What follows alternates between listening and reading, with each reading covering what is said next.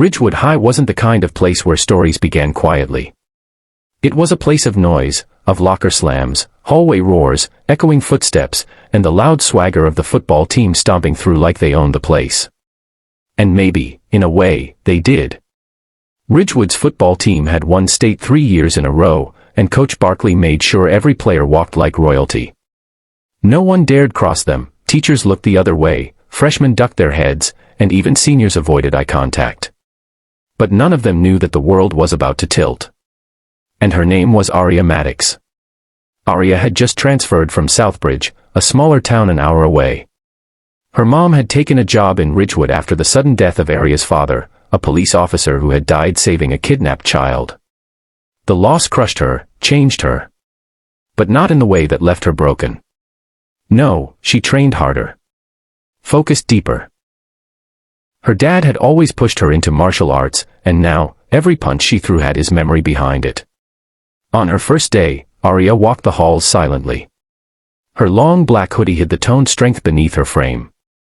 She wore no makeup, no jewelry, and her eyes scanned with the calculation of someone who knew how predators moved. Ridgewood's student body had seen 1,000 new kids, but something about Aria was different. Still, it didn't take long before the sharks smelled blood. The moment Aria entered the lunchroom, it started. Brett Carter, linebacker, ego the size of a truck, spotted her sitting alone. Surrounded by his crew, Tyson, Malik, and Drew, they strutted like they were auditioning for a reality show. Brett dropped into the seat across from her without asking. "Hey, new girl. You lost or just antisocial?" Aria didn't flinch. She kept eating. Calm. Controlled. Neither. Just not interested in egos. Brett's smile froze for half a second. The other boys chuckled, trying to read her. Tyson leaned in, clearly not used to girls brushing them off. "You got a smart mouth for someone who doesn't know who runs this place." "I'm not looking to be ruled," she replied, standing up. Her tray in hand, she walked away. Brett's pride stung. From that moment, she wasn't just the new girl. She was the target. Over the next week, they escalated. At first, it was low-level intimidation. Locker door slammed shut just as she reached it. Her gym bag missing from the locker room. A puddle of Gatorade spilled in her seat. But Aria didn't flinch. Not once.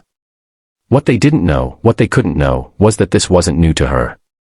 Aria had dealt with tougher bullies in tournament rings and had won sparring matches against grown men. The games didn't scare her, they irritated her.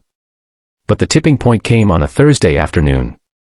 It was between periods, the hallway buzzing like usual.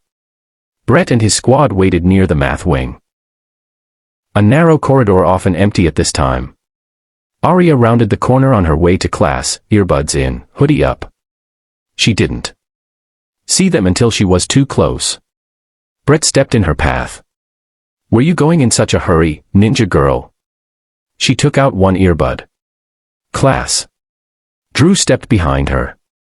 Tyson flanked the other side. The triangle closed. Brett leaned closer, his grin anything but friendly. "You know, we don't like getting disrespected in our house." "You mistake confidence for disrespect," she said coldly. "Back up." But Brett didn't. He reached out, his hand brushing her arm, trying to push her gently, almost like a taunt, against the lockers.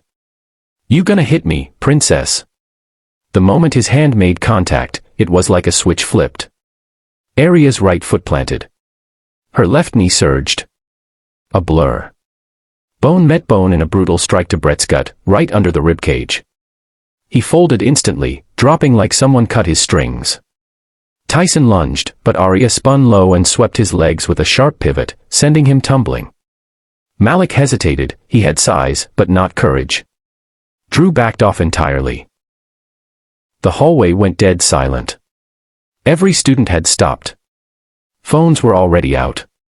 Teachers would arrive in seconds. But it didn't matter. Aria stood still, steadying her breath. Next time, remember, violence only works on the willing. Then, she walked to class. Principal Marsh was livid. Brett's ribs were bruised, Tyson had a sprained wrist, and suddenly, the Golden Boys of Ridgewood were exposed. But suspension. Expulsion. No, Aria had a clean record, and dozens of students had posted the video. The school board couldn't punish her. If anything, whispers started. Respect bloomed. Not fear, respect. That day, a girl named Neve approached her in the library. That was incredible, she whispered. You did what no one else could. Aria didn't smile. I don't want followers. I just want peace. Neve nodded. But what if they come back harder? Aria closed her book. Then I'll end it harder. What no one knew was that Brett wasn't just bruised. He'd be benched for the rest of the season. And he wasn't the only one out. Ridgewood's championship dream was suddenly in jeopardy. Parents were furious. Coach Barkley was fuming. And the boys? They wanted revenge. But Aria was ready.